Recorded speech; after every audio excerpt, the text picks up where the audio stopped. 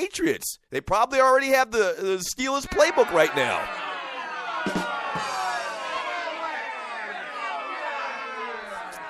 But like who was this? Who said it? Thorny Switch, the great Thorny Switch. Hey, Thorny, how you doing? She says, Brady struggled against the Texans. Let's go, Steelers. You can do this. And then that comes into mind. Like, if the Houston Texans had any semblance of a quarterback last week, they probably would have won that game. They're not that great. They played New England to the hilt for 3 quarters. And Brock Osweiler became Brock Osweiler and threw a bunch of bad interceptions. But, yeah, they didn't look scary. The Patriots didn't look scary last weekend against the Houston Texans. So I'm really struggling, man. This is probably the strangest picks that I've ever had to make in my pick-making career.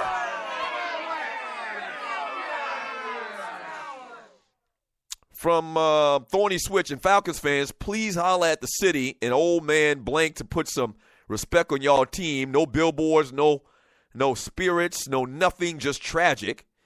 I'm not exactly sure what she's talking about. From 9-0 to Wino, not my thoughts at LD. I thought Obama was weak, but not a coon. Now he is known to dump on black men for being absent fathers. Check his Morehouse speech and his NAA speech from some years ago. Yeah, you're never going to be 100% happy with anything that a president does, man. I think at the end of the day, when you ask yourself about Obama, I think the main question you need to have yourself is, did he have more so than any other president in the United States of America, even more than John F. Kennedy, as I mentioned at the top of the show? Has there ever been another president in this country's history that at least had the black population in this country's interests at hand more so than Obama? It's as simple as that. May not be to the degree that you wanted him to have our interests at hand, but clearly more than Ronald Reagan, clearly more than, the Bushes, clearly more. Maybe not that much more, but clearly more than anybody else that we've had as president in this country. I'm sorry. I mean, the last thing we're going to do on this show, and I mean the absolute last thing, the last thing we're going to do on this show the day that Obama leaves office is to bash Barack Obama. We can't do that. Wait till tomorrow to do that.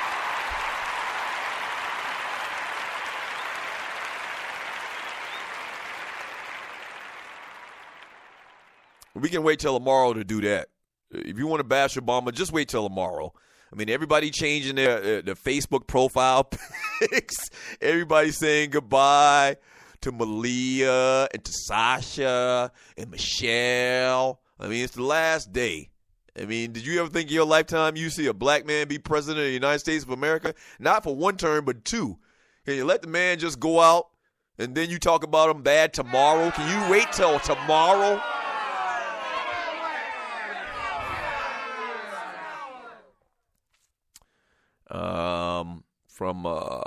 From Brian Hill, please choose Green Bay, Doug. I need this. You act like you like it's kind of like you going back in time, sir, to when I made a tragic pick a year and a half, 2 years ago for the Georgia Tech Yellow Jackets playing in the national championship game.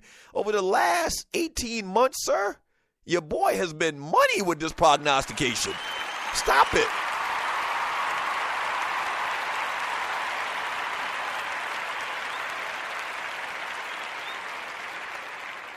Yeah. From Gilliard Rose Finals, there's a group in D.C. called the D.C. Cannibals Coalition. They will puff pass at 4:20 minute into the speech. Laugh out loud. From LD, he says, thank you for the clarification, Sydney. So OJ was a sellout and not a coon. Good to be able to distinguish between the two. From Al the Bandit, I remember the 2 Live Stew show music. Y'all used to start with that.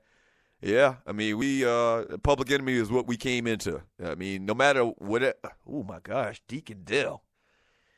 You changed it. So when you click on Deacon Dell's profile pic, is a chick with a nice big old booty, but and a tattoo on her back. But when you look at it, I'm sorry, I digress. So yeah, we used to come on. Our show music was always something with Public Enemy at the very end. I mean, that's kind of who we were, or Sports Talk Radio. We were the Public Enemy of Sports Talk Radio. Yeah, they didn't like that.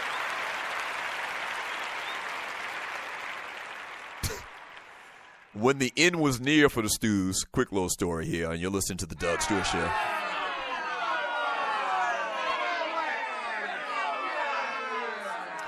When the end was near, when we could see the writing on the wall that they were trying to get rid of us so they could cancel our contracts. When the end was near, they brought in this guy from some radio station, from some other radio station, like from the West Coast.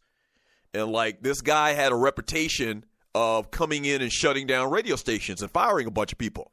So when they hired him, we knew that the writing was on the wall.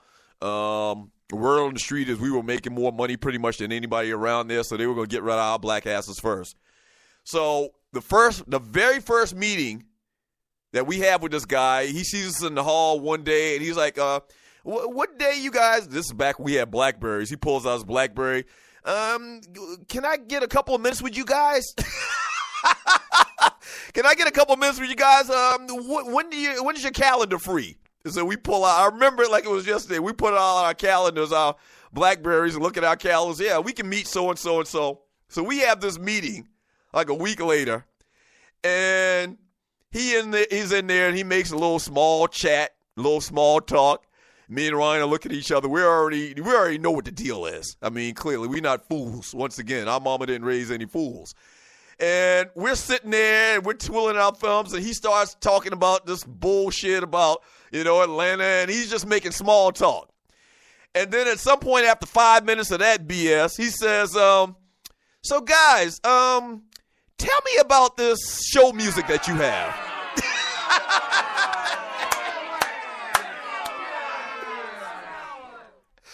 That's exactly what he said. He said, so tell me about this show music. In particular, I noticed that you guys, and I went back and I've listened to your show from the last couple of years, and I noticed that you guys are fans of Public Enemy. Tell me more about that. He says, tell me more about that. And we was like, it's nothing to tell. I mean, Public Enemy is what we grew up on. It's one of our favorite groups. They're one of the more conscious rap groups in the history of rap. And, a lot of times we speak on social issues and we delve outside of sports, and we just thought that Public Enemy was perfect. Everybody's loved it. We've done it for like 10 years now. Not too much fans of the Public Enemy music.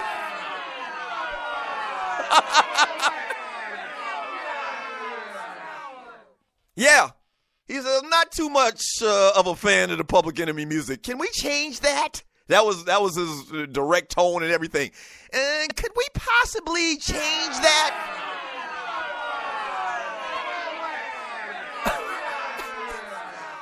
Yeah, that's it. That's God as my witness. Strike me down right here if I'm lying. We had that conversation. And so that was kind of like the icebreaker. That was a small thing. And then we gradually went into, if you listen to the Stews back then, you remember one day we were the Two Live Stews, and the next day we were the Red Zone. We went from, tell me a little bit about that music. We got to get rid of that music too. This name, Two Live Stews, I hated it.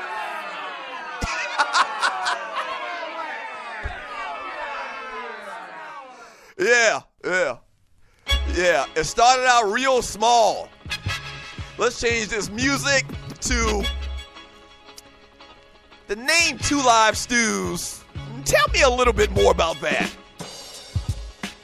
Well, it's two of us and our last name is Stewart. What?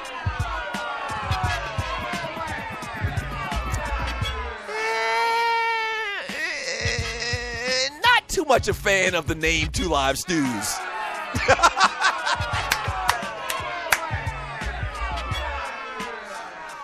If I'm lying, I'm dying, man.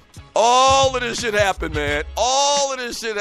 It's crazy. And I saw somebody say in the chat room on Spreaker.com, I saw somebody in the chat room on Spreaker's like, y'all need to write a book. Cat's been writing a book on us for the last 5 years. No lie. The book kind of got shelved. There's actually somebody that's written kind of like a screenplay that he's going to try to pitch for a movie. And this is not a lie. I'm telling you. I'm not making this up. There's a guy that's been, we've been interviewing with for like the last couple of years. We hadn't really done anything with him in like a year. And I guess these things take a lot of time, man. But he's written a screenplay. I joked about this a while back about, Morris Chestnut would play me and, Denzel's going to play Ryan. But I'm not joking. There's been a screenplay written on the Two Live Stews, and he's trying to sell it. He's trying to get somebody to take it, a director or whatever. But yeah, man, the stories I could tell, man. The stories I could tell. Praise his holy name. All right, when we get back from the break, I promise you, man, I'm going to give you my picks. We're going to get your picks. I want to get your thoughts in the chat room. Who do you think is going to win between the Packers and the Falcons and the Patriots and the Steelers? And we will wrap up today's show, man, and get ready for a big weekend in the NFL. Back in 3 minutes. This is The Doug Stewart Show.